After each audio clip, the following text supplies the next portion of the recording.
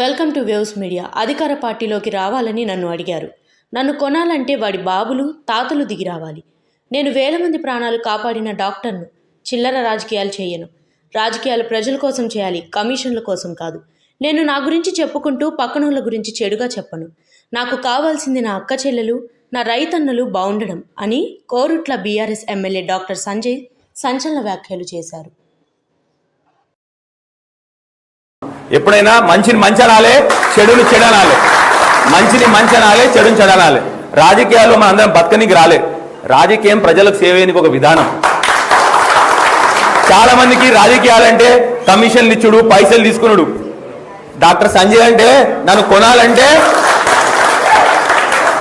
ఇప్పుడు చాలా మంది నాయకులు పార్టీ మారిండ్రమ్మా. మా ఎమ్మెల్యే పక్కన ఎమ్మెల్యే, ఒక జైత్యాల ఎమ్మెల్యే పార్టీ మారిండు. అంటే చాలా మంది మారిండ్రు. నన్ను కూడా ఒకరు వచ్చి అడిగిండు, మరి నీకు కూడా, మరి నువ్వు కూడా మారుతావా అంటే నేనేమన్నా తెలుసా, డాక్టర్ సంజయ్ని కొనాలంటే వాని బాబమ్మ తాతమ్మ కూడా రావాలని పలికారు. అది నా ధైర్యం.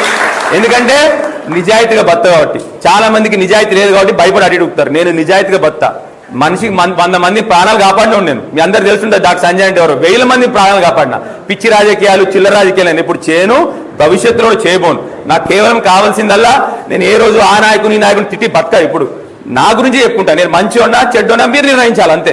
నేను వేరే వాళ్ళని తిట్టుకుంటా, నా భోజనం కట్టుకోను నేను. సో ధైర్యంగా ఉంటా, ఎందుకంటే నిజాయితీగా ఉంటా, ధైర్యంగా ఉంటా. 100కు 100% నాకు కావాల్సిందల్లా కేవలం నా మహిళలు మంచిగా ఉండాలి, నా రైతన్నలు మంచిగా ఉండాలి, నా యువకులు మంచిగా ఉండాలి, మంచిగా బతకాలనేది నాకు కావాల్సింది. జై తెలంగాణ.